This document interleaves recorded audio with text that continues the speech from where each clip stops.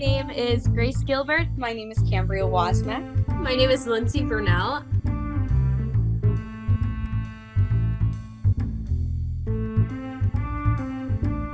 I just recently wrapped up a production at the new Niantic Bay Playhouse where I played Wednesday Addams in Niantic, Connecticut. I'm currently in one of our rehearsal theaters. This is primarily where we do music and stuff, but we have a main stage downstairs and it's super up and coming and super cool. My next professional contract is to perform on a Christmas show for the Essex Steam Train in Connecticut. I start rehearsals for that in October, and I am contracted through the rest of the year. Since graduation, I worked as technical director for the Ivoryton Playhouse in Ivoryton, Connecticut, where there's summer productions, Sound of Music, and Jersey Boys. My full-time position is now Director of Technical Theater, Makerspace Assistant at the Westover School in Middlebury, Connecticut, where I'll be acting as Technical Director, set designer, light designer, and as a theater teacher to my students. I am a performing artist, choreographer, and instructor. In the past 2 months, I think I've worked for 5 or 6 different companies.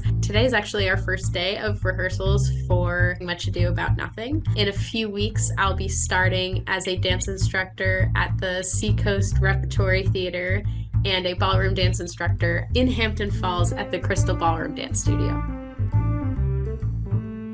It's such a tight-knit community. Like, your classes aren't, 30, 40 people where you're just getting lost in a sea of other people. You get more specific training. You create a real bond with both your classmates and your professors. Really intimate. Your education is very personalized, a sense of trust academically and human to human with your professors. I mean, you put us in a group chat and we were like, oh my God, what's up? And yeah.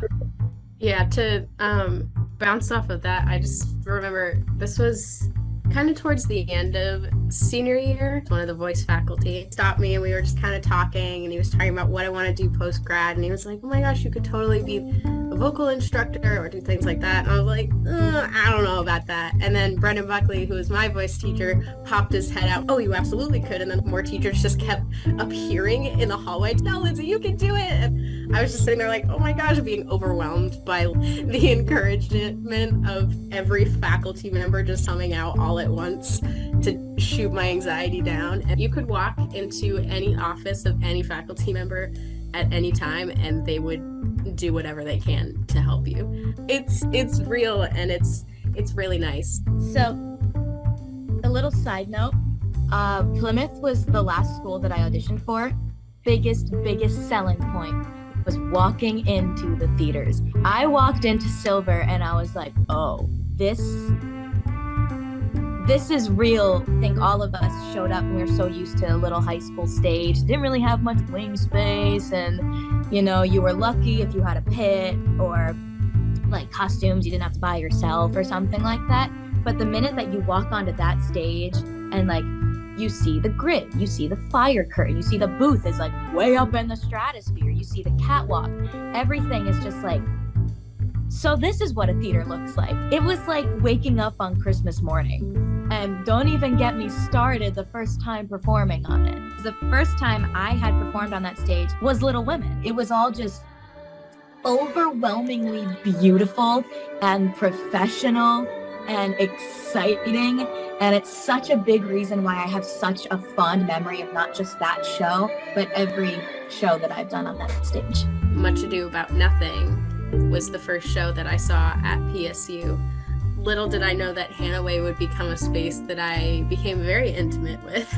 While being a music theater major, I also worked as a stage manager and a technician. Hannaway was kind of my home base. I've spent many hours in Hannaway. I had this weird sense of just awe walking into the space for the first time, realizing that that was going to be my workspace, my studies for the next years. It gave me such a sense of pride knowing that I was studying to work in spaces like Hannaway.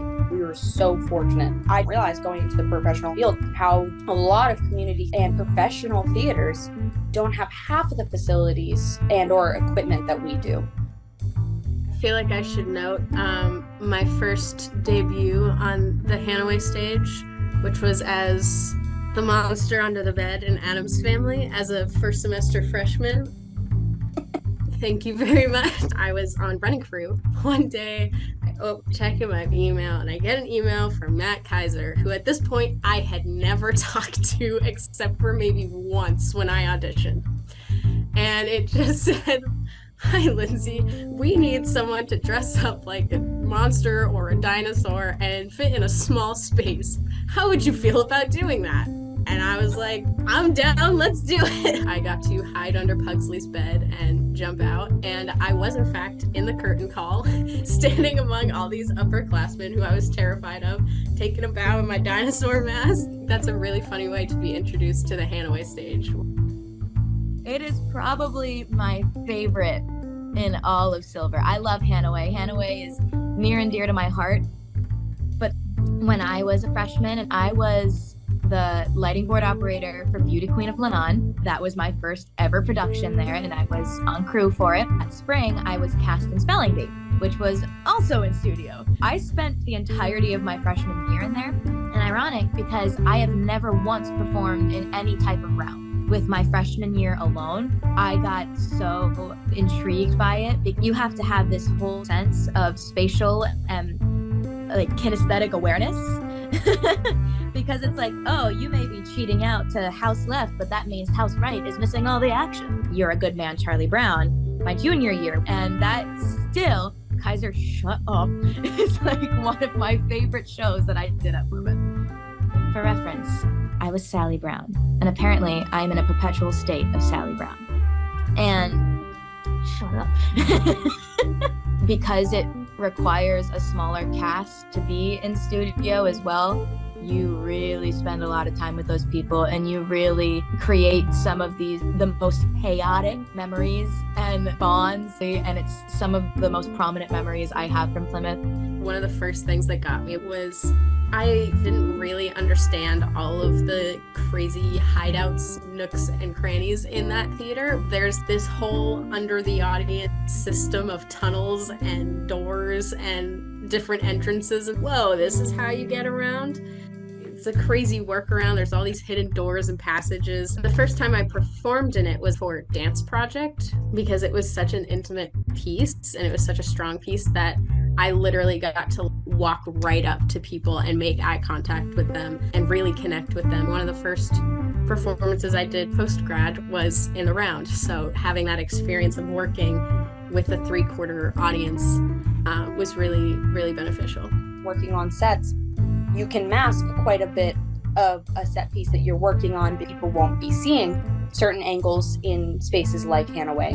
It really just makes you up any carpentry and painting skills that you have. It's a much more intimate experience, and you have so many more viewpoints. It needs to be so much more detailed. And that really helped Onward when it came to attention to detail and audience perspective.